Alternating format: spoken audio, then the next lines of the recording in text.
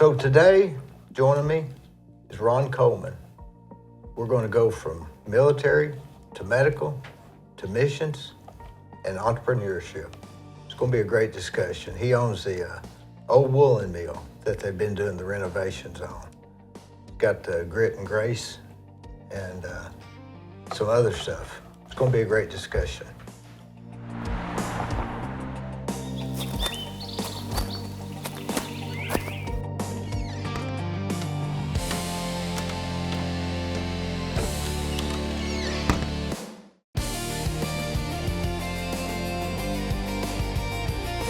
Didn't do very well.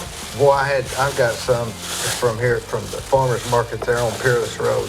This guy's the best. I don't know what his name. He wears the white hat, and they got that good acidy taste. Oh yeah. I mean, they're good. It's good. He's from Delano. I wonder if a Delano has the best soil or I don't something. know, but that's where the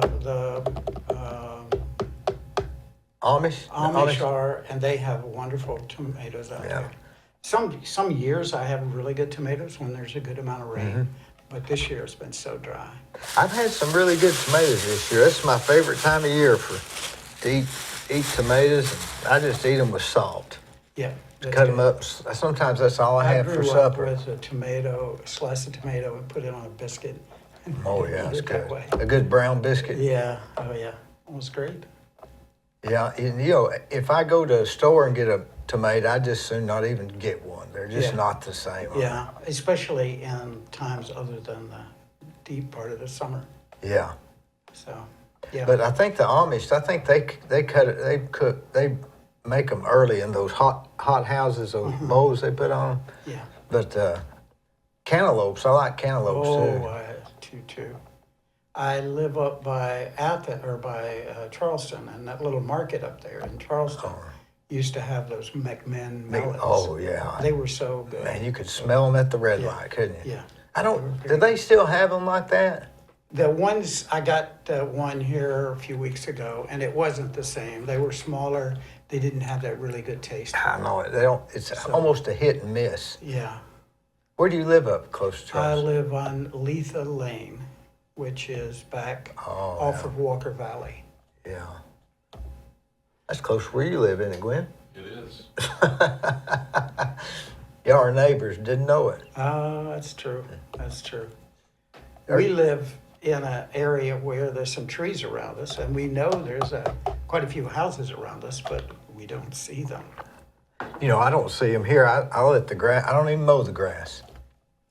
I got a letter from the city saying, mow your grass, and I just sent it back and said, this is the woods. Yeah, if they could see it from the road, it'd be different, but you can't even see it. You don't even know what's back here. You can't even see it. Yeah. It's about 5 or 6 degrees cooler back here because of all the trees. Yeah. It's amazing how a lot of trees will really cool a place down. Yeah. This must be a 1940s, 33. 30s house. 1933. Just to look at the way it was built. Yeah, and we have a ghost here. Oh, really? Yeah, it's really strange. Every now and then I'll hear something and I'll go up front and there's not a soul here. And Probably some squirrels. well, one day it said, "Hey Dee," and I thought it was somebody here because everybody's got a code to the door and everything. Yeah. And I went up, there was nobody here. Wow. So I don't know. Yeah, I don't know what to think of that.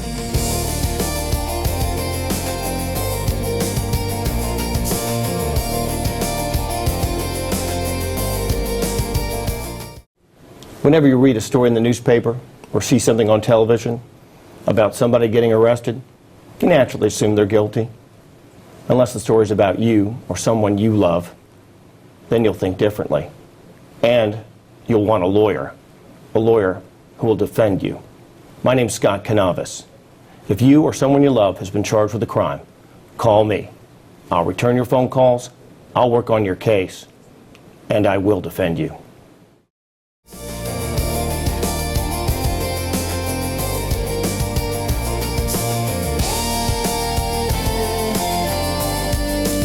When was the woolen mill built?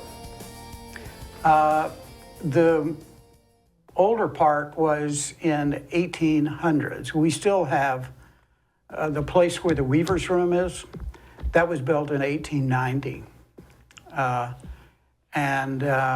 Then there was a part down on the far end, on the south end, that was about that time. They had some buildings that were built and burned down. And then in about 1910, in the 20, going into World War I, they began to really do well, and they built more. They built those big 4-story brick buildings on there. Back when they needed to put blankets and army uniforms and things like that. So 1940, I Well, guess? no, 40s, they were up and going really well. I'm talking about the First War.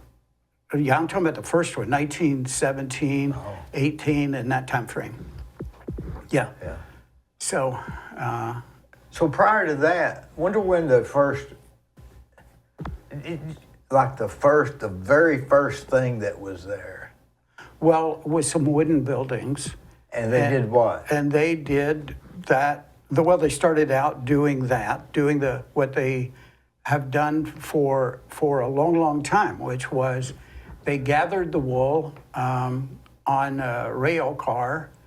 They brought it in, they cleaned it, and they dyed it. In fact, that creek that runs underneath the building, it's one of the spurs off of Mouse Creek. It's the old people around called it Dye Creek because when they would dye the wool, the creek would change color, and they knew there that something was going on. That one water house, I think they called it, burnt down. And so they kind of restarted over, started building with brick rather than wood. And got all the buildings that are there now have been there since probably 1910 to 1920. That's still The old. one on the far end, on the north end, where the art people are in, and when the ballet studio, those are maybe 1930s in that neighborhood. They're a little bit more newer. Same time this house was built, about that era, I guess. Yeah, let me tell you a little story. Kind of gives you an issue of age. When there was a part of the building on the south end that had a lot of rotten beams on it. It was a 1-story building, and so we tore that down.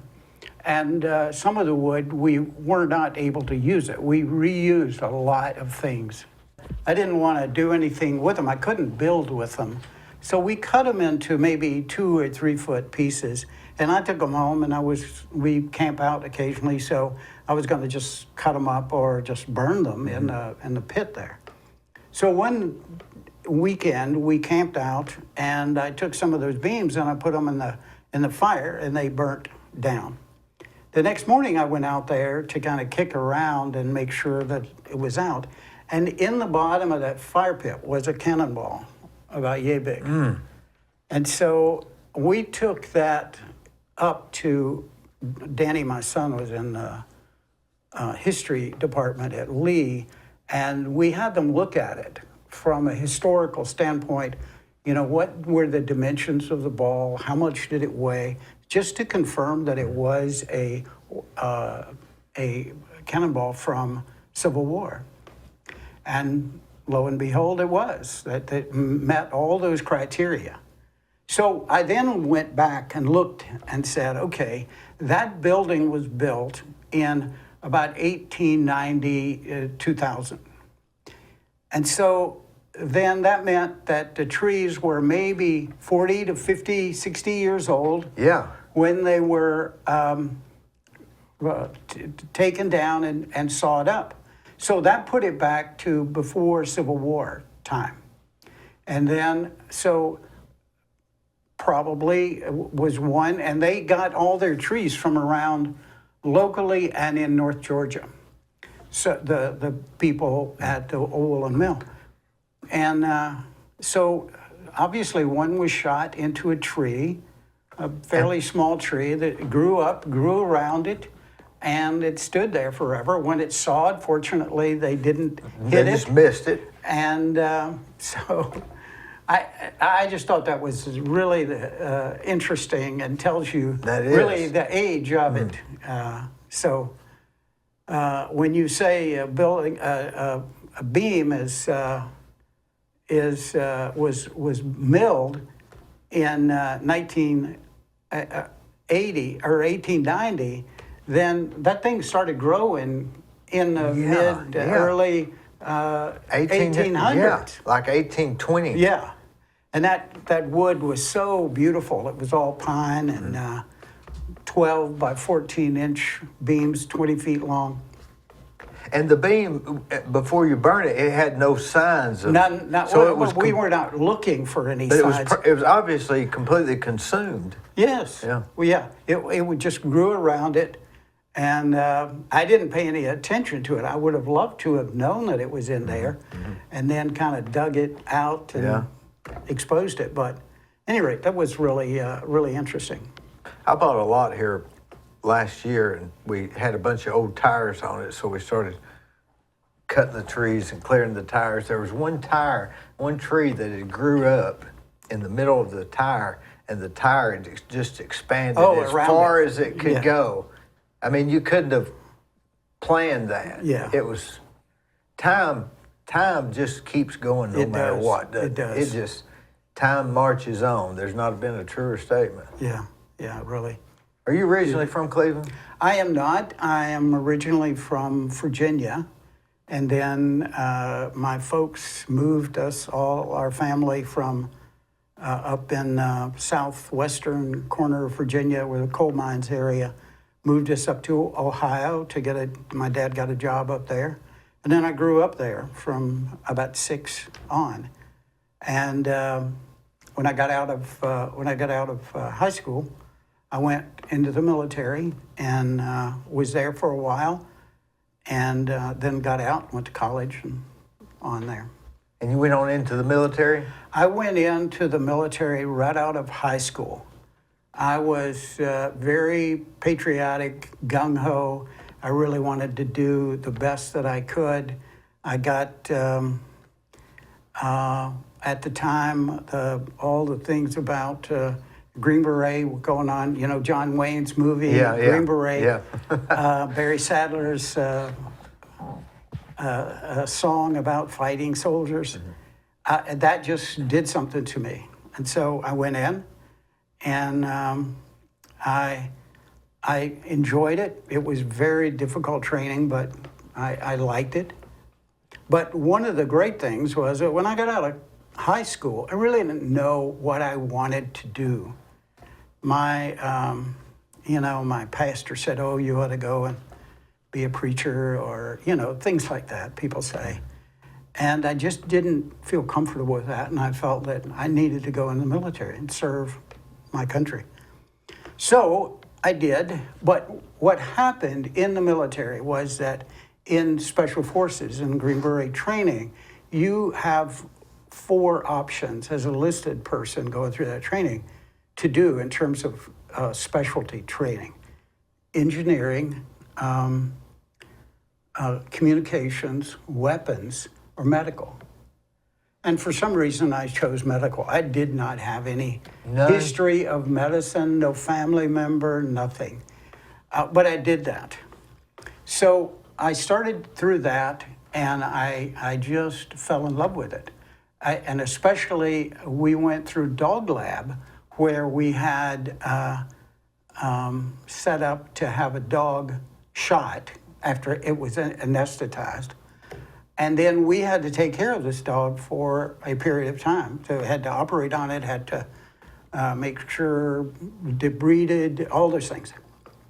But when I got into Dog Lab, boom, I just fell in love with it. It was just, and I knew right then, that's what I want to do. I want to be a surgeon. And so most of my time after that was directed in getting to that point. And so for me, the military was great.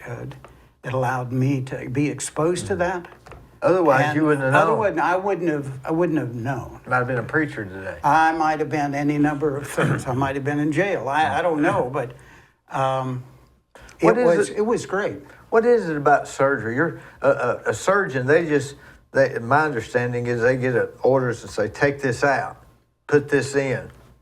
So, Well, it's a little bit more detailed than that.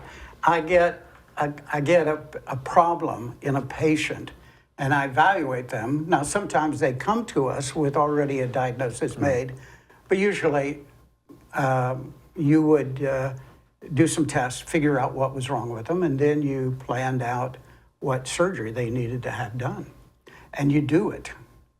And it was fun. It's different than internal medicine, for example, where you have to wait forever for results, and you're sometimes it's like treating diabetes or treating blood pressure. You never are successful. You control them, but you never cure them. Whereas in surgery, I've got somebody with a gallbladder, for example. I can take that puppy out, and they're done. They're fine. They don't have to worry about that anymore. And that was always really rewarding for me. you could fix them. I could fix them, and it just made me feel really, really good. I use the word when I'm talking to people about surgery, something about, oh, that was just so much fun. And I think people, they don't really they grasp that so much. But when I was in Iraq, near Mosul, we went there with Samaritan's Purse to do surgery. We set up a field hospital, and then we took care of all of the trauma that came into that area, where there was a lot. Well, one night I was there. I'm the only general surgeon, and then there's an orthopedic person there.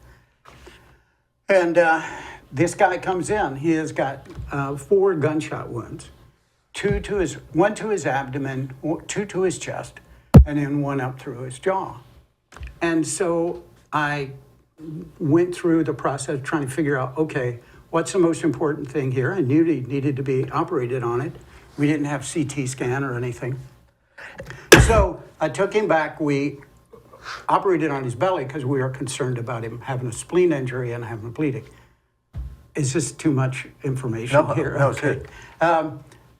So I opened his belly, and he had a ruptured spleen, which I took that out. That was what the source of most of his bleeding.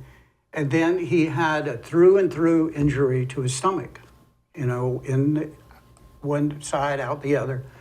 And then it went through the tail of his pancreas. And so I oversewed his stomach to seal that, put a tube in it to drain it. And then I took out the tail of the pancreas. We had staple there. We could staple off the end.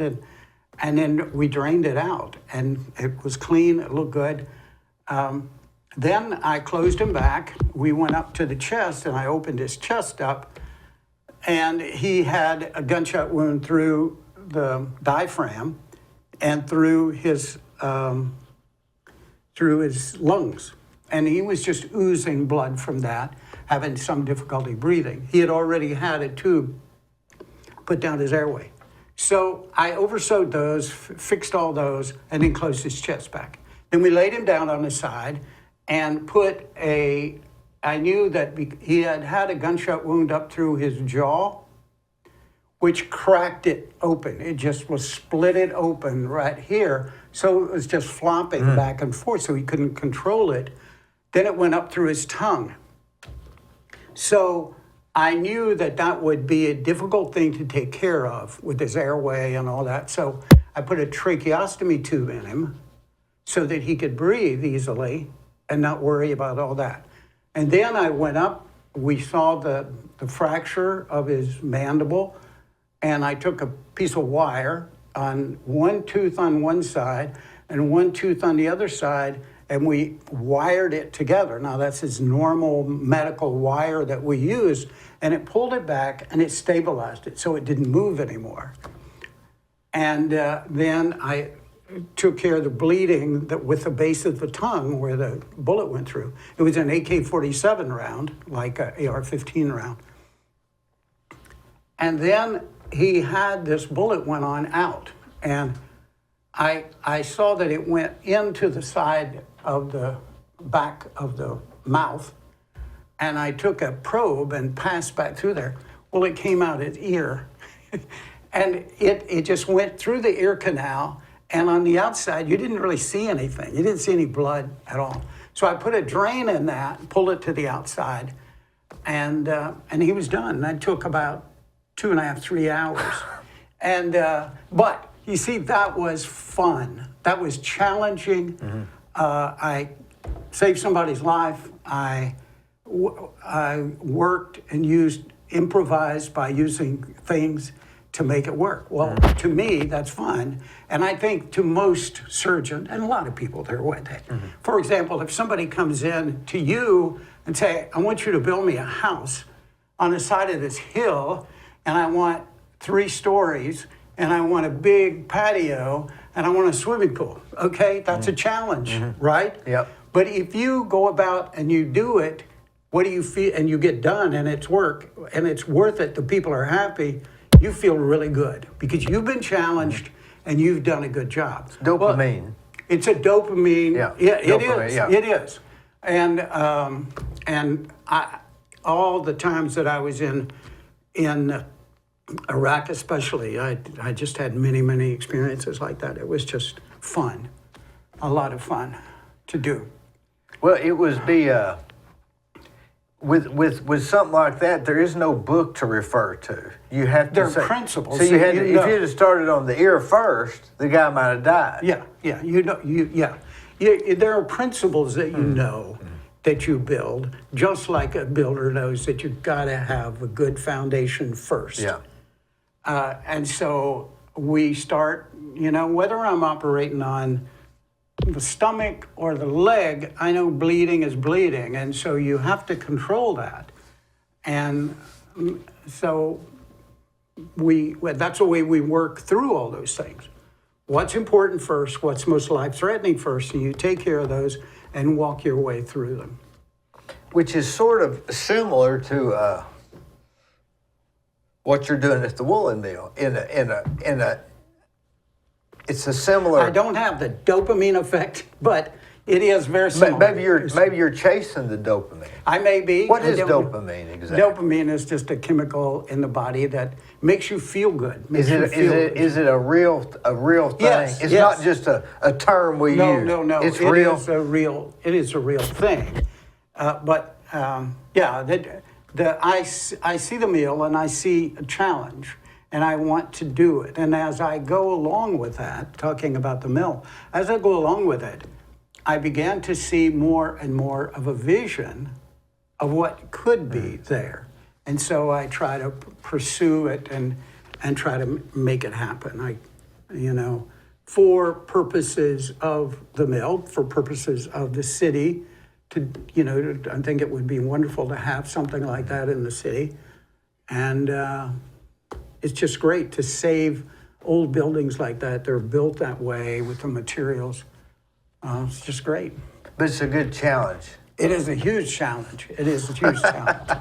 In the surgery part, like in Iraq, I just got my ability and the tools that I might have. That's all. Whereas in the mill, the biggest thing that is a challenge is financially. Obvious. That's It's the obvious. biggest thing. See, that being in business, you look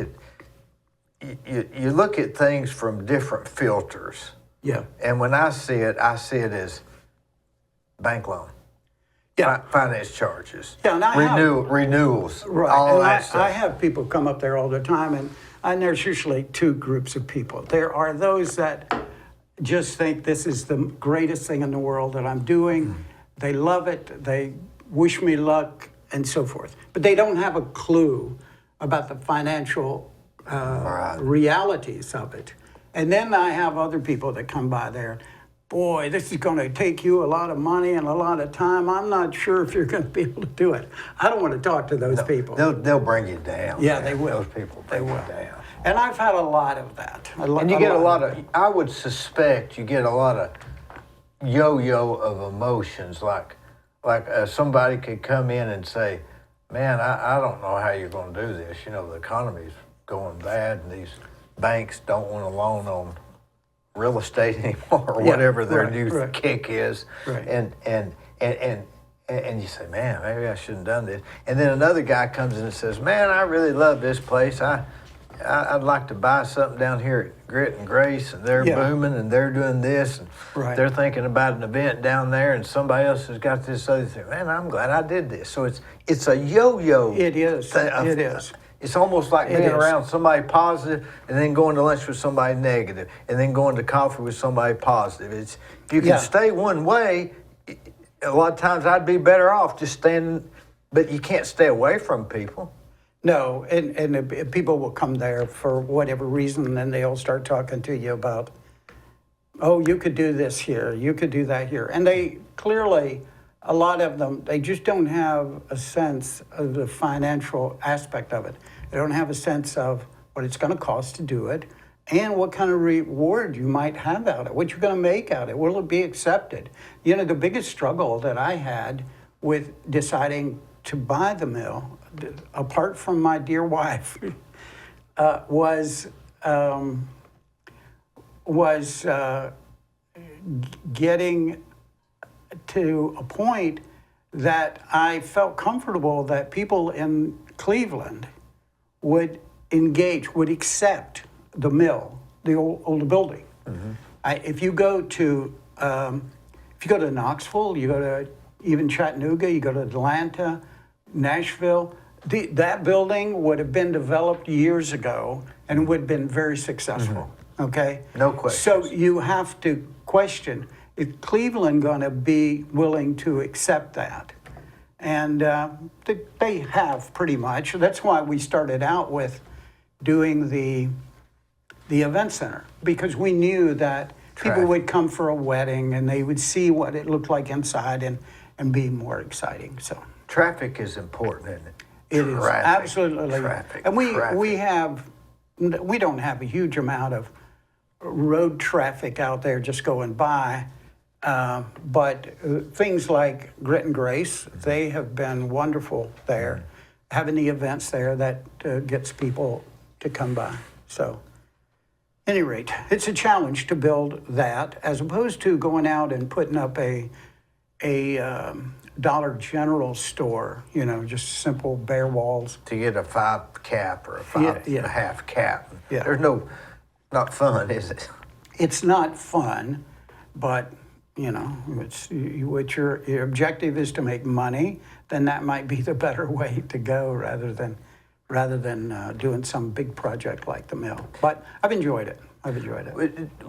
Now, when you say you were in the Green Beret, was that hard to get through? I'm sure it was. I mean, it was very describe difficult that. training. Well, Green Beret. You're how old roughly?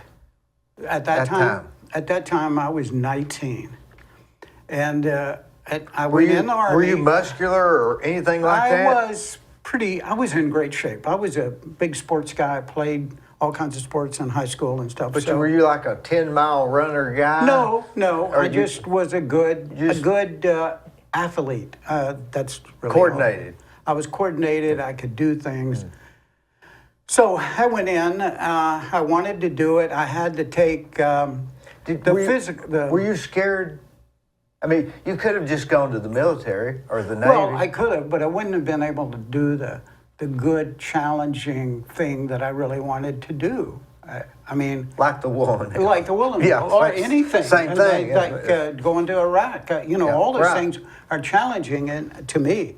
But it was, the biggest part was mentally. You had to take these mental tests to see if you really qualified for that way. Math and stuff? Math and other things.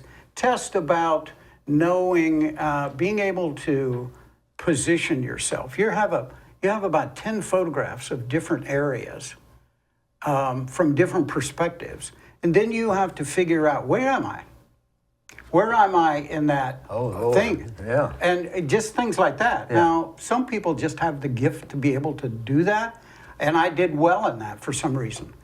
Then the next thing was selection. Selection is where you go through all of these really tough physical challenges out in the field. And by that time, you're gone through jump school, so you do airborne things, and you learn, and so they're judging you a part of anybody else. And like that song says in Barry Sadler saying, it says, what is it? Only 3 in 100 make it. Mm-hmm. You know, I don't think it's quite that bad, but I do think that it's difficult. A lot of people they don't want to do it. They start down that road thinking, oh, I want to wear that beret, and then boom, boom, boom, they get to the point that not so much fun anymore because I'm out in the field, I'm doing all these difficult things. Well, once you get through that, you make it through selection and you get to that point, and that's probably several months, then you start going through your specialty training. That, for me, that was the medical part. Well, that was close to 8 to 9 months. Or total? Total in that. And just in the medical part. What about the Green Beret physical stuff? Did they really? It was difficult. You were out in the field, in the woods. They have a place there called Camp McCall. It's set up for those kind of things. You have to live off the land. You have to do land nav to go from one place to another. You know, all those kind of things. So it is physical, but it's also mental. You have to understand what you're doing. If you know what you ever watch these shows, Survival. Well, they call those. Yeah. Do they? What is that? Survival. That's the name of it. Isn't it? Survival. Yeah. There's one called Could Survival. a Green Beret make it? I think so. But see, that's totally different. They're trying to make a. I mean, barefoot and all that stuff. Yeah. No, yeah. Naked and Afraid. That's what I'm trying to think of. You ever watch that show? It's crazy. No, I haven't. No, we had to go through the water, across rivers, rappel, do all those kind of skills that we would need to use. And then in various situations in the military, we would use them. And then once I finished that, and that medical part was really difficult, but once I finished it, then we went back to some of the military training, physical training things where we were out in the field for a while. So all in all, the training for a Green Beret was about a year and a half, somewhere in that neighborhood. Mm. That's a long time for military. Yeah. Usually it's eight weeks to whatever. And then I got out. I was in the 5th group after that.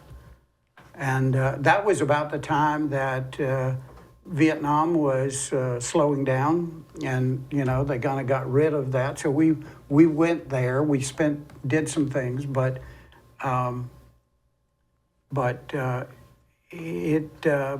after I think it was in 1971, the latter part of 71 is when all of the forces out of Vietnam were pulled out. So you missed it by about 5 years. If you'd have been... Well, if I would have been 68, 69... And gone in there, you'd have been there. Yeah, I'd have been over there for a longer period of time. Yeah. As it was, we were just there for a shorter period of time, just doing specific things. Yeah. So, at any rate. But you enjoyed the military career. I enjoyed it a great deal. I enjoyed the training. I felt like it really helped me. I say to people, it gives you a sense of quiet self-confidence. You understand what that means? Mm-hmm. I feel comfortable that I could walk into almost any situation and deal with it. Okay? And I remember Matt, he may not want me to tell this, but when Matt was getting out of high school, it was a question of, well, what am I going to do? You know, that kind of thing with some struggles. And so I encouraged him to do that same thing. Now, he did it through the Guard, not through active duty training. So he went down to Birmingham in the 20th group, and he went through all of that training that I did.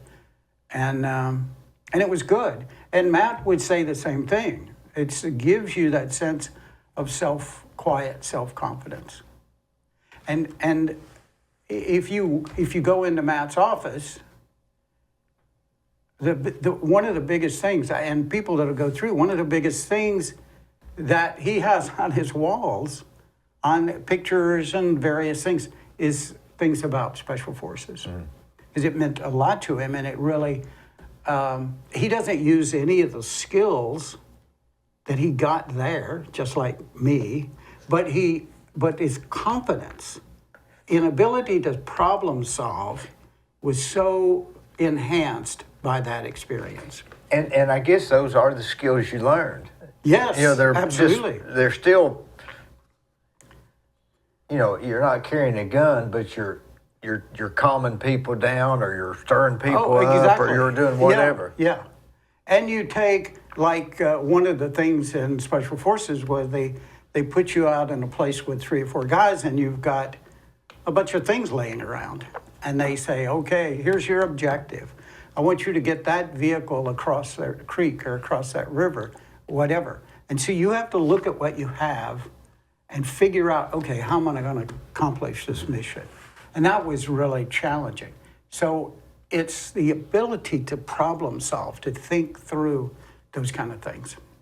I remember I was just a kid. I'd just gotten a real estate license, and the guy that worked next to me, he was a real good guy, and he died here a couple weeks ago. But I remember one day he had a whole bunch of stuff to do, and the next day I said, "Jim, did you get all that done?" He said, "Yep." And I said, "How'd you get all that done?" He said, "Well, I knew what I had." And I always think about that. He knew what he had. Yeah. And so from there, he made the plan to get it done. So you got to know, he had to know, he knew what he had. Yeah. You know, I was at the Old Fort here a couple weeks ago, and was all at this table, and there was another table next to us, but it was sitting real close, and there was just one guy sitting there. So I walked in, and I said, "Do you care if I sit there?" So I sort of borrowed his chair, but I was sort of at his table too. Yeah, you know how they do. Right. And so we were talking, and somebody said, "Pass the ketchup," and I passed the ketchup. Then I passed, they wanted the salt, and somebody said, "Dee, you're going to take everything off that guy's table." And I said, "Yeah, I know it." And I looked down, and I was wearing his glasses. That's a true story. Yeah, I don't doubt it. Glasses. Yeah, my wife and I, we share our Walmart glasses. So, how long were you doing surgery? What was the name of that? Cleveland. Well, I got out of the Army when I was 22. I went to college, and then I went to medical school. Well, by that time, I was in my around 30. I went to residency. I think I was 34, 35 by the time I finished that. And that's when I came to Cleveland and joined practice. Bill Johnson, you know Bill. Oh, yeah. Charlie Romaine, you remember Charlie? Charlie's passed away now. Was he heavy? He was. I remember him. Charlie, and then... he was a little gruff. He could be. Yeah, that was him. He could be. His patients loved him, though. Yeah. And then Dr. Rumble and Dr. Coombs were 2 that came in after I did. We had a great practice.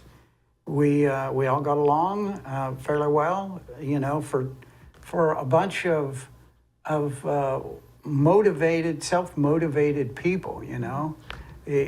Sometimes it's a little difficult to get along because everybody wants to do it their way because they think they're right. But I think we did a good job of getting along and in our practice, and stayed together for 20 some years.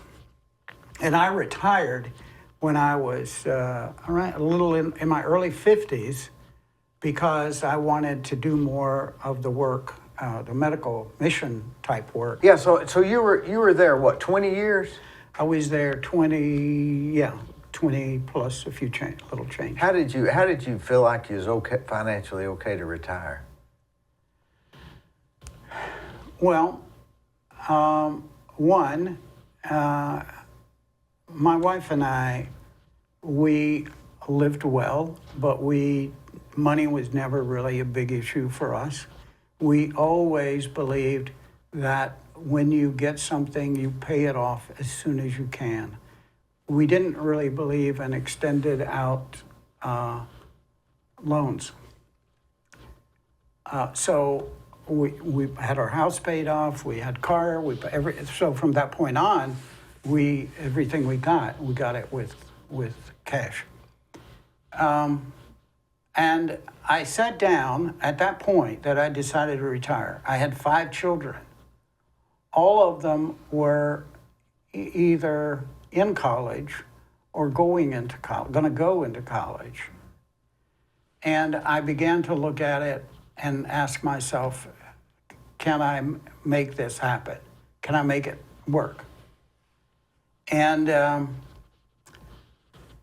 I began to figure out, do the normal things that a person might do, and look at the numbers and whatever other resources I might have, or if I needed to, I could always go back and work and do that. And I remember this, I'll get a little spiritual on you here, but I remember reading something in the Bible about Esau and Jacob. They were brothers, and they didn't like each other at all in that period of time because one cheated the other one. And at one point then, one of them wanted to make up with the other one, wanted to restore the relationship. And he went back and he at a long distance away, he had his whole family and all of his animals and servants and so forth. And he sent a message ahead. He says, I want to give you this and that. I want to give you so many men servants and women servants and donkeys and cows and all that stuff. And I think it was Esau said, I have enough. And he approached him again, I want to do this. I want to make it up to you because I feel like I've wronged you and I want to give you all this stuff. And he said again, I have enough. So that phrase, I have enough, really stuck with me. And I began to look at my life in that way. Do I have enough? And what is enough to live? Rather than looking at like a medical practice and saying, what do I want to make each month? I want to make as much as I can. So you work hard as you can, you do all that, and and there's never a point that you say, I'm okay. So I kind of took that approach, and we started it. I retired at the time. I had a bunch of cattle, and then we sold the cattle, and that's when I got the mill and got involved in other things. At the same time, I was going overseas fairly often to do surgery. So it just worked And out you're well. what, 55 then, something like that? I was 55. Yeah. So it was The normal funny. person would have waited till the last person was through college, wouldn't they? Probably. You'd have waited 4 more years. Yeah, at least. Yeah. Or longer. Yeah. But I wanted to do the surgery in some of these hellholes, I'll call them. These difficult places, because they really needed the help, and I really wanted to do that. And so my wife and I, we talked about it, and she had one opinion, I had another, but they were pretty close together, and we worked through that, and we just made it happen, and it's been wonderful. It's been greatest thing because it's allowed me to travel so much. I've been to so many different countries and so many different cultures and seen things and done things that have been absolutely wonderful and helped a lot of people. And the other thing is that I've been able to help my children. I've been with my children, and then we've got grandchildren, and I've been able to spend a ton of time with them. And it's just been really good. And I wouldn't trade any of that. You wouldn't have waited 5 more years? I wouldn't have waited another year. I wouldn't have.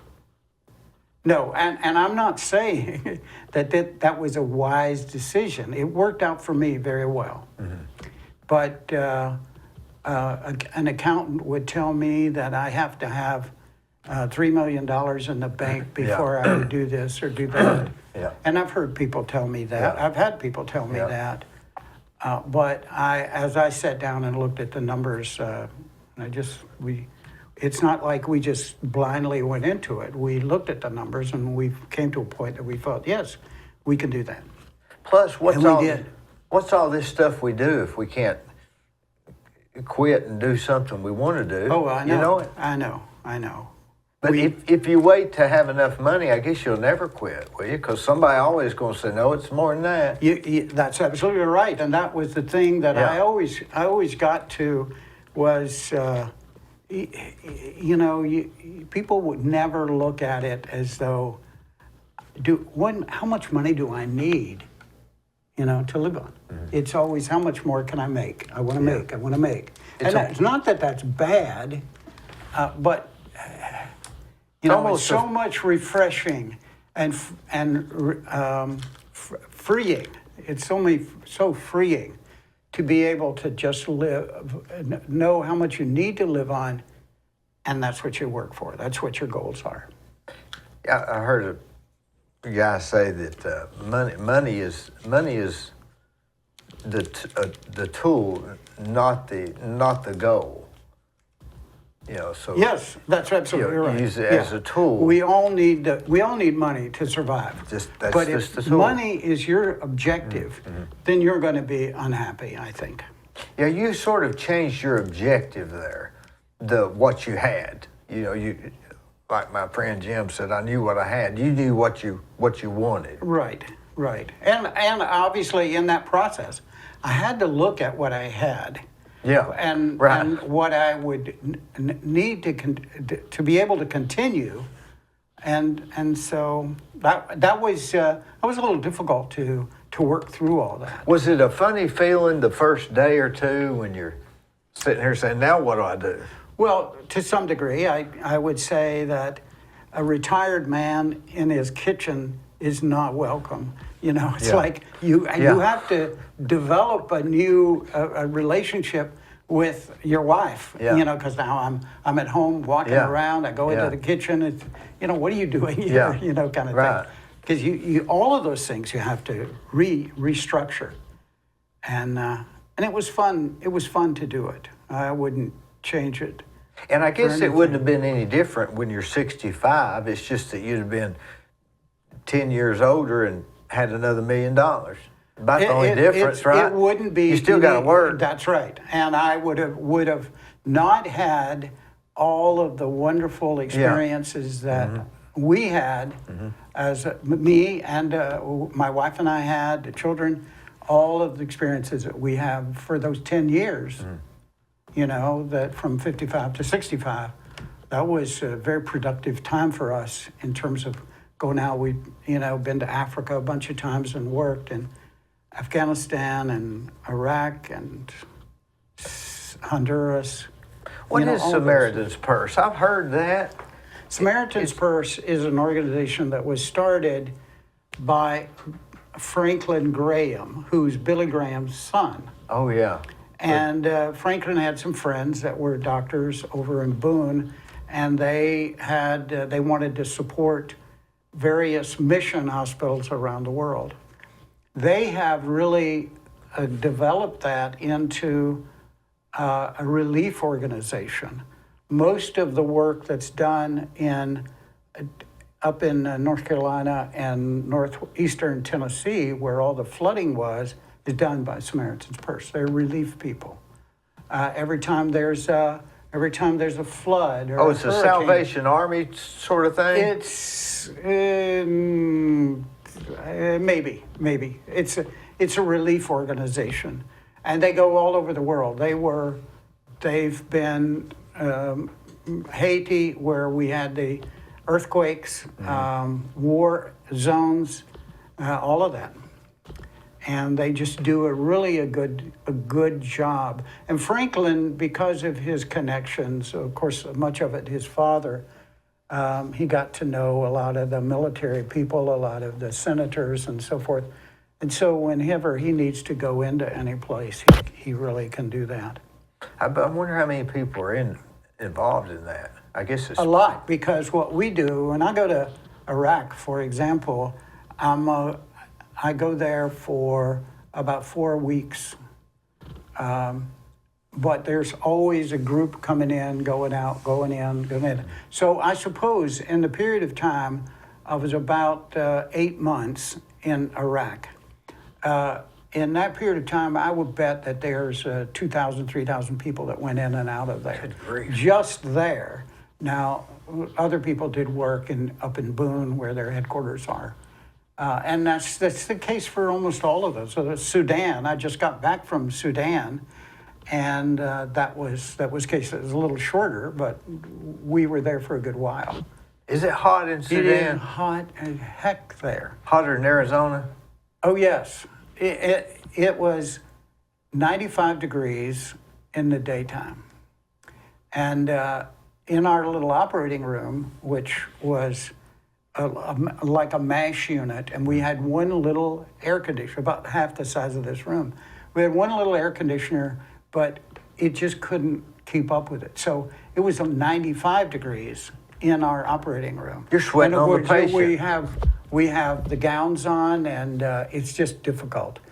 But yeah, it's so hot, it's so dry. It was the most difficult place I think I've ever been. The food was not very good. Just was difficult. The people, though, the people in Sudan, they're all Muslim. They're all, there's a difference between Arab people and the black African people. There's a difference there, and I'm not very educated about that. But these people there were more Arab, and they were the most gentle, friendly people. It wasn't like being in Afghanistan or in Iraq. Or like we see on the news. Yeah, it wasn't like that. They were just gentle people, and they were very strict Muslim people. I was there during Ramadan, and it was just pleasant to be able to be with the people and get to know them. And that's been the case in lots of places that I've been. I've stayed in touch with some of the people, and I just learned to really appreciate who they are. Did you find that most people around the world are about this fundamentally the same? They're just trying to exist and take care of their family? I think that's true. If you get rid of the example would be in the Hamas and these people that manipulate and use these regular people. If you get rid of those, you're absolutely right. But I've in Afghanistan and most of the places we go to are a little bit more remote. They're not educated, and it's just so much fun to get to know them, to go out and live, to get involved in their culture and do things. This is some And of help my them. best stories are that, of doing those kind of things. I go to, I do a little class at Lee about medicine and people want to go into medicine, and that's really what I do, is I just tell stories about experiences that I've had in various places like that. And it's just fun to be able to tell how you can help people go that route. Does the Samaritan Purse, when they go out and do stuff like that, I guess they don't have to worry about when they go into these foreign towns, foreign countries. You don't worry about somebody suing you for malpractice, do you? Or is that such a... No, but not really. Although you have to be, the government people and the people that are over that area, if you were doing bad things, you would get in a lot of trouble. But they wouldn't you get a lawyer you get a letter from a lawyer next month. I have been, I've been in Honduras, where in Honduras, for example, there's more and more of that, where they will try to complain about something just to try to get you to give them money. Right, or yeah, to, extort. Yeah, extortion. But in the other places, no, that's not. It's nice because I have very little paperwork, and I hate paperwork with a passion. So there's little paperwork. I don't have to worry about insurance. I don't have to worry about being paid or any of that. And so it breaks down then the true spirit of medicine, of wanting to help people. You help with them with a very unselfish attitude, and you just leave it there. It's like if I went out there and I could just build 5 days a week and not worry about insurance or workman's comp or permits or inspections, I'd have a ball. And not worry about codes. Codes, yeah. Your codes are within here. You say, Yeah. I want to build it safe for them, and that's it. Within their budget. Within their budget. Because right. because there's a big difference. Yes. Anybody can build with no budget. Right. But the good guy can build a good house within the budget. Yes. Yeah. Yes. That's true. That's true. But it is. It's been fun. It's been great. Tell me more about the woolen mill. That is, I'll be honest with you. I enjoy going down there. I like going down there. I went down there with Tom Rowland back before COVID. What was the name of that coffee shop that we went to? Me and him went to all the time. I want to say Bear, but that doesn't make sense. No. I can't remember. I can't remember what it was. I can't remember either, but it was over before there. COVID. Barry owned it, and he had somebody just run Barry it. who? Barry. He owns that building there. Barry Curran. That was a good coffee shop. Yes. I guess COVID got them. It did, and they didn't really. The people that ran it didn't really own it. I mean, the people that did all of the work there. Whereas the one in the mill down by Grit and Grace, they actually own it, and they just rent the space from us. So I think that gives it a little bit different attitude. So we'll call them envelopes. Let's say this is down there. The current guy owns just his. Does he own it like in the, what do they call that, horizontal land act? Is that where they? No, he owns. There's a 2-story building on the far north end. It's the most modern of the buildings. On the second floor is where the ballet studio is, and then he has all the art people are on the first floor now, plus Barry's office. Then if you go southward, there's an old part of the building that's called the Weaver's Room, and that's done. They have that now for events. We ran that for a while, but then we sold that. The building or we sold that section of building. So he owns a section. What divides the sections? About a 2-foot cement wall. So you had to get inspected by firewall, all that stuff. That was pretty straightforward because they are solid brick separation going up above the roof. And then so does he own all the way out to the road, or is it just he just owns his footprint. And so there's a common area maintenance or something like that. He owns what do they call that? You own pay taxes on that, and they pay a percentage of the other. Right. It's It's set up in a condominium type regime, complex. condominium regime. So someone can buy more of this, right? Correct. Correct. They could buy all of it. They could buy one floor. Any number of things that we could break up. So we just have to identify what the landmarks are to allow it to be broken up. You mean like in the deed or in the description? In the description. So it'd be like in the meets and bounds, I guess. Right, You just right, describe just it that like, way. Correct. Correct. So if you own the upstairs, what do you do if the floor gets tore up? I guess that's the same with any condo thing, but yes, it's in the agreement somehow. Right.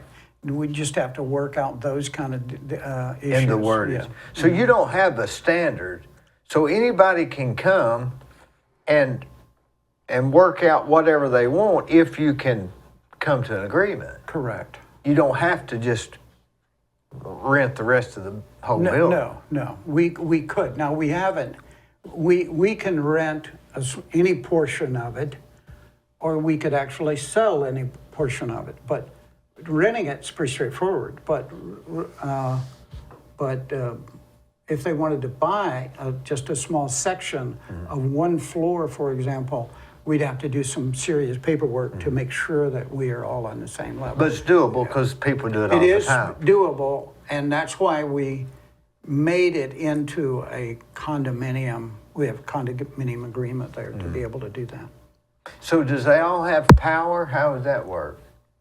This way. If they all have, if someone bought a section, would it have its own power, or would you have to separate That would be negotiable, but generally it would be better if they had their own power. to divide it? Yeah. Electricity.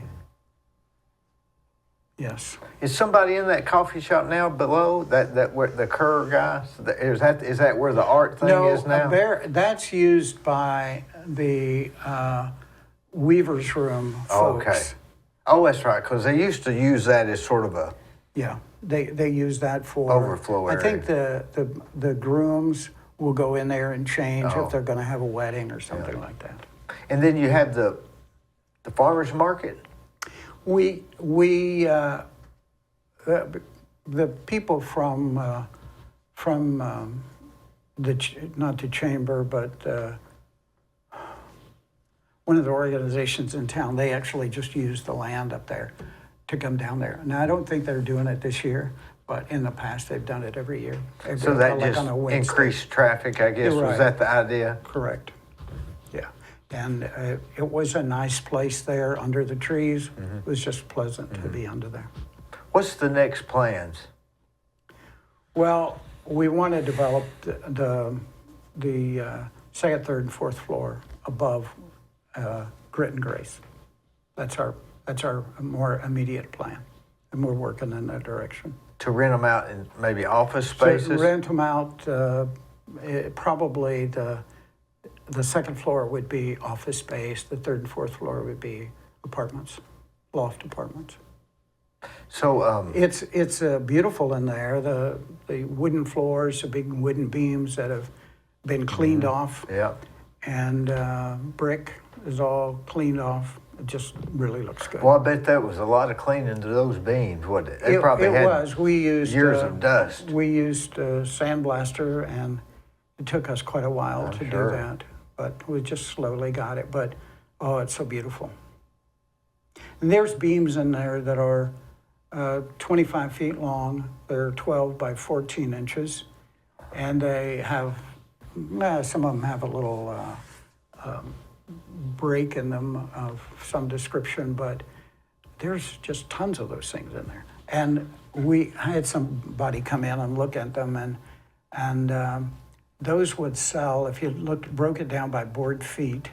If you took that out and cut that up and sold it by board feet, those would probably be $3,000 each. And so, but I wouldn't want to sacrifice the building Yeah. for that. What was that old stage they've got out there? What is that? Well, that's a stage. Now you're talking about the metal one. Yeah. That stage is Josh, my son, and I built that. Josh is the artist. It looks old. It is because it's all the material from the building. Oh. There was a big tank standing there. We brought that down, cut it. That's actually the top. A lot of the beams are from metal that came from other places. So all of that, except the welding rods, came from the mill. And that's sort of a motto that we try to use it, a principle to transform the old to serve the new. That's the principle. So we take, like all the bricks that came out of the kiln for the ovens were taken down, cleaned up. We use them in all kinds of areas around the building, in the building, on the windowsills. It just looks so nice, and it's just fun to be able to, to get creative and figure, okay, how can I use that in this particular thing? I was looking at that smokestack the other day. It is so high. If you stand there and just look, it'll hurt your neck. I know, and you almost think it's moving, because you got the clouds moving there a little bit. I was thinking, how did they scaffold? Wonder when that was built. It would have been built when the boiler was built, which would have been in 1920s. Wonder how they scaffolded up like that. I don't know. I mean, they had to made stairs just to. Yeah, I've seen in Bangladesh, for example, they use bamboo scaffolding to build these big high-rise buildings. I'm sure they didn't use that, but I don't know. But it's pretty amazing that they were able to build that completely in a circle. Oh yeah, and it's even a good job. It's a very good it's job. not like they got lazy at the top. Yeah, no. And it really tapers in, right? It does. I mean, that took some work. It did, and in the inside, still having that big flume that goes up, chimney that goes up. If you look at all the different things that they did there to build that, given the fact that that was before the days, a lot of it was before the days of welding. Remember the old technique where you take a piece of metal and you make it hot, really hot, red hot, and you take a sledge and you hit it, and it drives it through it. I can't remember what that's called. I guess blacksmithing, I guess. Yeah, but that's how they connected a lot of those pieces through there. So, yeah, it's pretty amazing what they did. Have you found anything in there besides the cannonball? Have you found anything else that was really old, like a bottle or something? I don't know. Nails. There's a lot of those little square nails laying around and used in the flooring.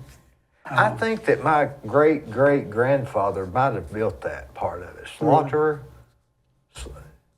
I remember my dad taking me there one day, and he said, your great-grandfather on your mother's side built this. His name was Slaughterer. Oh, I don't know. I've never heard that Did name. one section have wood planks in it about this long? Up for the flooring? Yeah. Well, all of it had a tongue and groove wood flooring. This was like parquet almost, like interlaid. Yeah, I don't know. That was a big inspiration for you, wasn't it? Well, it was. I had been a number of things going on in my life at the time. My son was going to college in Atlanta, and he and some friends rented a loft apartment in one of those little buildings like that. And I went in there and I saw that, and I just thought that is the greatest thing in the world. And even though I'd driven by the weavers or the mill many times, I never really thought anything about it at all.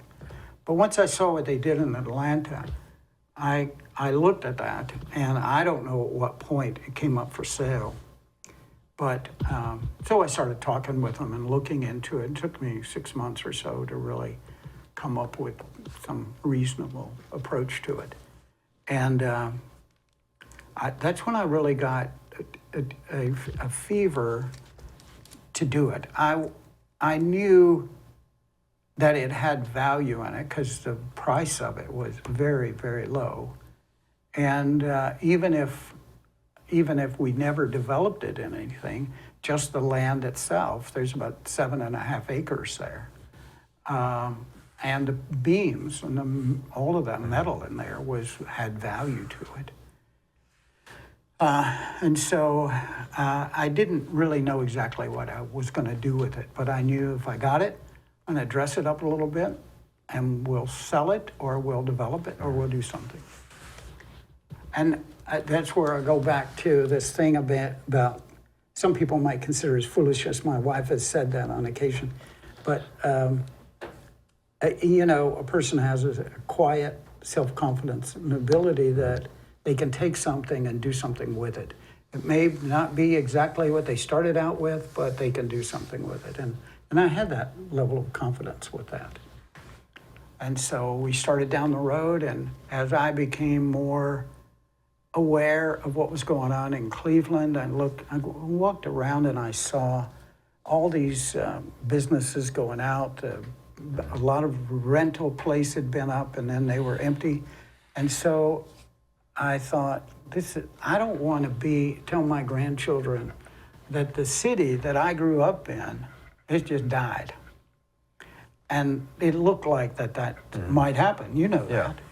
And so I got this really desire to do something that would help downtown in some way. Not a political way, I didn't want to be involved in that, but just I knew that if I could get the mill to be successful, that other things would come along. You look at the examples in Chattanooga. There's many examples down there where that's the case. And so that's my path. I started going that way, and I'm fortunate that I have 5 children, but 2 of my boys are kind of involved in the mill at some point. And so I know that even with my age, they can continue on and do that. So I feel comfortable about that. Do you think this new road coming through there, do you think it's really coming? I don't know. Because I don't know I don't know the inner workings of the city, to be honest with you.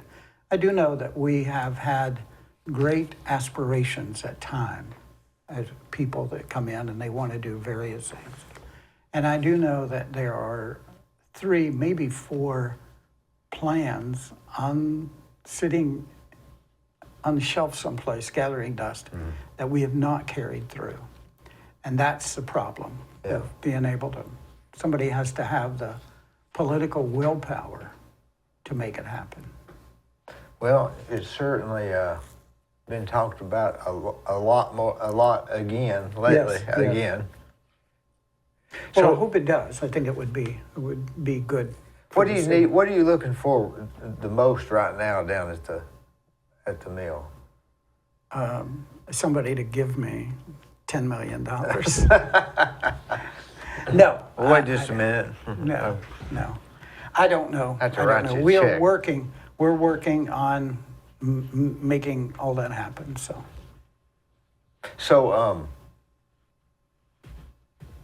that's the next step is some. Well, we've been working slowly. I started out on the north end with where Barry's at now, and then the Weaver's Room, and then the bottom where Grit and Grace is, and we're going to go up now on those floors. And that's kind of the process. Now, our thinking is that the more we do, the faster it's going to go, because we're going to have revenue coming in. Right, yeah. More revenue coming in. It'll get easier. Oh, it will be. And I know a lot more now than I did back, years ago. How many years has it been? Close to 20. Is that right? Yeah. It doesn't seem that much, but it has. I've spent a lot of work there. I've enjoyed it. I've learned a lot of skills, laying brick, cement work, wood. All those things have been fun. Now, other people have done that as well, but it's been a fun thing to do. You ever drive by where you used to do surgery and you're going down to the mill to sweep the basement floor and think, maybe I should. I have not thought of it in that way. I have thought of it in the light that I enjoyed my time in surgery at mainly it was at Bradley. I enjoyed that so much. I enjoyed working with the people. I enjoyed helping the patients. And there are times when I think, boy, I was like to do that. I remember I had surgery and back about 2.5, 3 years ago, and it was in Chattanooga. And it was pretty complicated surgery. And I'm there watching everybody move around and the surgeons talking to them. And right at that moment, I thought, wow, in a way, I'd like to be back doing that. Yeah. But, I wake up and I'm good. Well, I'd have to redo my license. Yeah, and I don't. It's just one thing. It's just an indication of how much I really enjoyed what I did, and still do. I mean, going to the various places that I go to have been wonderful. And with my age, I've kind of slowed that down a little bit. And places like Sudan are just difficult for me. Most of the people there they're his age. They're young people. And Same age. Yeah. so I would like to be able to continue to do He's that. just trying to butter you up. But you have to know when to slow down. So, you got any other? Is this your last big project? I hope so. And it's not. I'm never going to finish it. I think that I would love to be able to finish it, but Matt's involved in it quite a bit now, and Josh. So I feel comfortable that it being in their hands. So name all the places you have in there now that are open. Well, we have an apartment building. We have two music places, one for voice and piano and one for violin. We have Barry's place, which he does his office, plus he has all that art, Gritton, and then the ballet studio, Weaver's room, and then Grit and Grace, architect's office, and the coffee shop. The architect's office, whose is that? Jessica, Oh, yeah, I know her. yeah. She got a pretty nice office in there. It's pretty nice. It's about 1,300 square Does feet. she rent from you, I guess? Yes, she Yeah, does. yeah. She does. Yeah. Yeah. Yeah, I like Jessica. She's very nice, very easy to work with. Well, what else, Ron? Well, I don't know. Our phones have been going off crazy, hadn't we? Yeah, they have.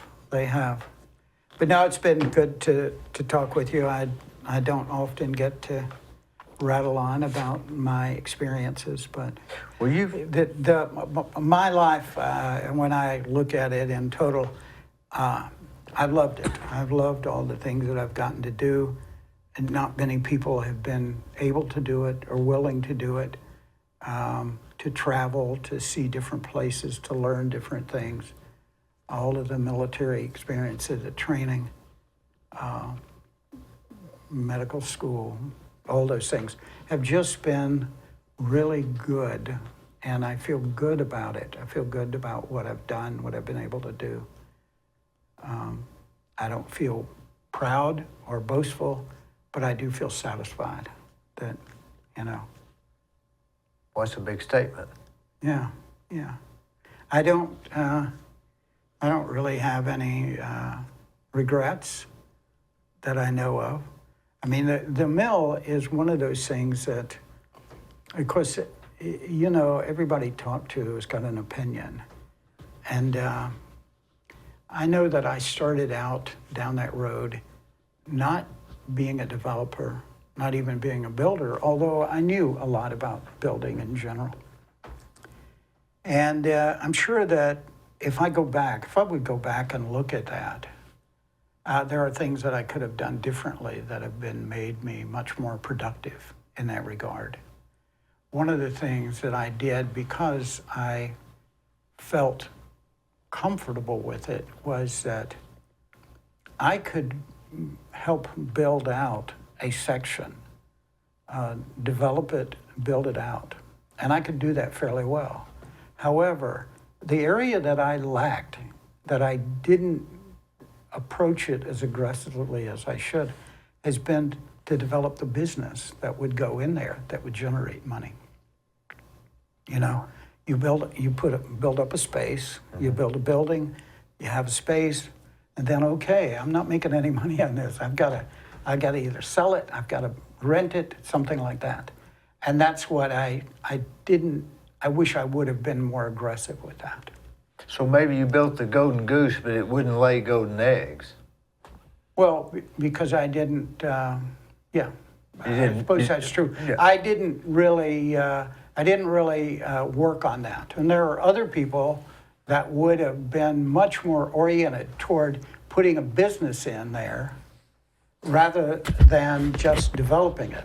But who knows? I felt comfortable with that part of it, and doing the business side of it, I didn't feel so comfortable, and that's kind of where that lay. Well, who knows? It could have gone completely worse. You could have. It could have. I don't know. I mean, running a business is expensive too, and maybe it would have. And it would have taken a lot more time. To me, doing some of the work there, either myself or with other people, was enjoyable. Whereas going out and trying to find a renter, it's not my cup of tea. Mm-hmm. And but I don't beat myself up about it. But I do see that I could have done something different. Again, you get opinions, and people tell me all the time, "Oh, you should have done this. You should have done that." Well, that'd be like building a plaza and putting the divider walls in before you know what business is going in. Right. And so you didn't know. You built the plaza, and you're waiting to find out where the Exactly. divider walls are. That's exactly right. So, and I didn't go out and try to promote that. I did have 2 or 3 people over the years that were commercial real estate people to try to help, but I wasn't impressed, and because I think they were interested only in getting somebody in. They didn't really understand the nature of the building, about the issues with the building. You know, they wanted to do everything exactly the same, and at that building you can't do that. You have to do it differently. Right. So, any rate.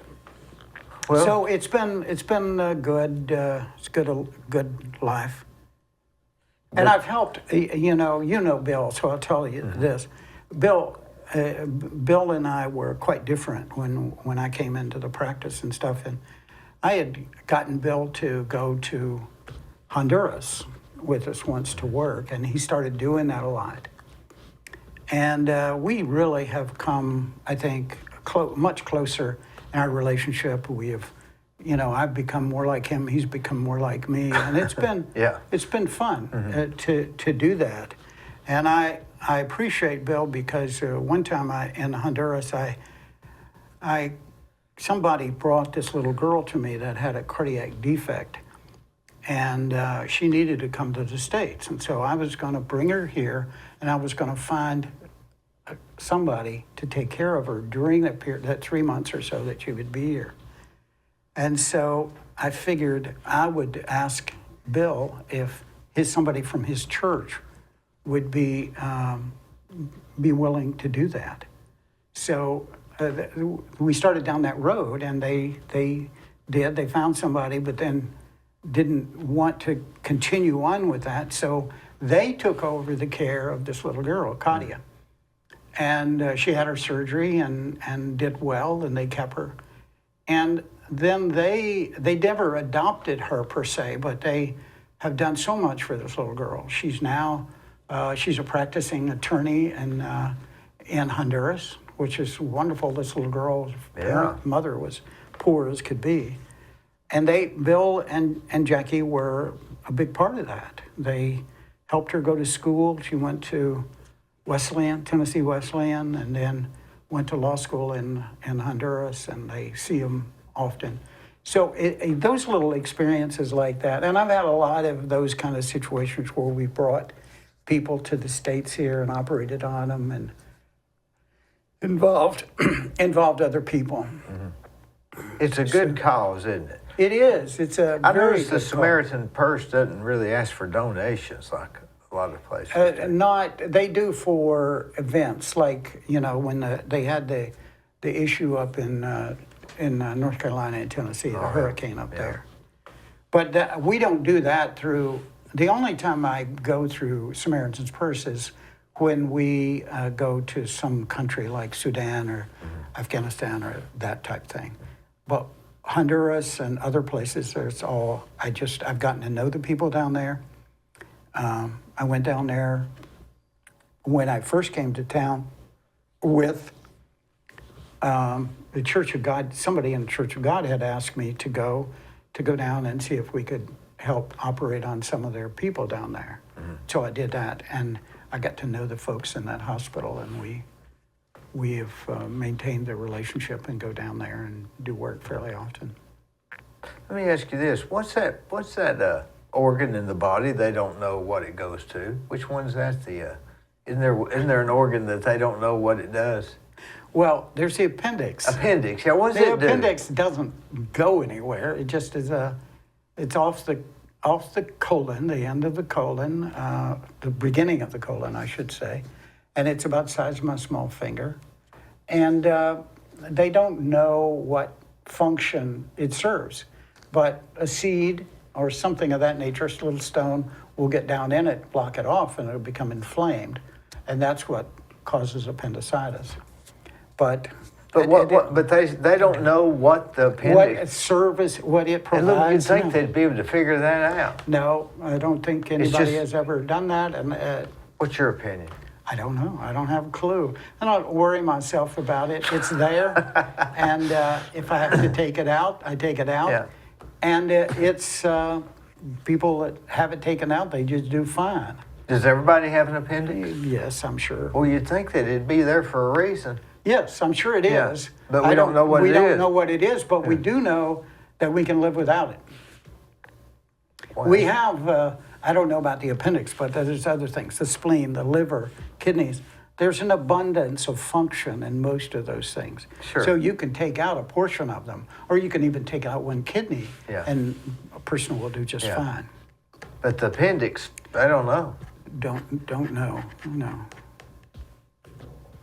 Someday. Maybe that's part of evolution. That's what some I people don't- think, but I that's don't know. a whole Who knows? different story, Who knows? right? Yes, that is. That is. You think there's going to be big advancements in medical over the next 10 years? I mean, I think so. I think there's little increments of progression. For example, in my lifetime, there was almost all surgery was done open. Open meaning you made a skin incision like the gallbladder, for example.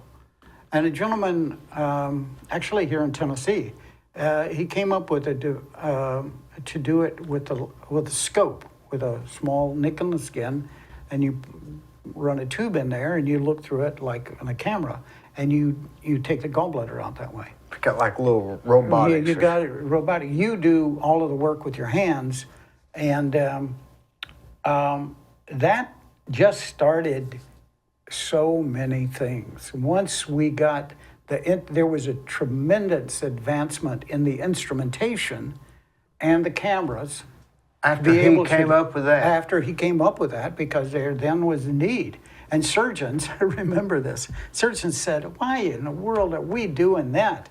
We can take a gallbladder out in 20 minutes, and the patient does fine. Go home the next day, and so forth. Yeah. Well, people heard that you can do it with a, quote, laser, and they want it. So, insurance companies are requiring it, and so you start doing it. And I wouldn't consider going back doing it any other way now. And now they're doing a lot of stuff. They're Heart doing surgery, lots of and things, prostate vascular and surgery. vascular. Yeah. And then the big robotic thing where you then just have one hole in there and you can do all those things with it. Yeah, that was a huge progression of surgery. I wonder what it will be next. Will it be some kind of a... My feeling is it's going to be a chemical thing with RNA or with cancer. That, you know, we come up with something that you could infuse into a tumor mass that would selectively get rid of it, things like that. There's a lot of articles for that. It's starting Right. to see stuff, right? Yeah, right. So who knows? Who knows? But it's really progressing. A lot of smart people out there doing research. You being a former doctor, you adhere to a certain diet? Well, I try to be as healthy as I can. I watch the sugar that I have, that I eat. You drinking And Cokes? I don't drink any soft drinks per se. I drink a lot of Crystal Light lemonade and try to eat lots of vegetables and very little meat. Feel That's good. about it? Yeah, yeah. Coffee? I drink a cup of coffee in the morning. And occasionally when I go up to the mill, I'll sit and have a cup of coffee up there. Well, Ron, anything else? I can't think People of need to go anything down to the mill and mill around. That would be You need to great. have a saying, come down to the mill and mill around. Well, we'll look into that. We'll look into that. Thank Thank you, you, brother. buddy. Thank you.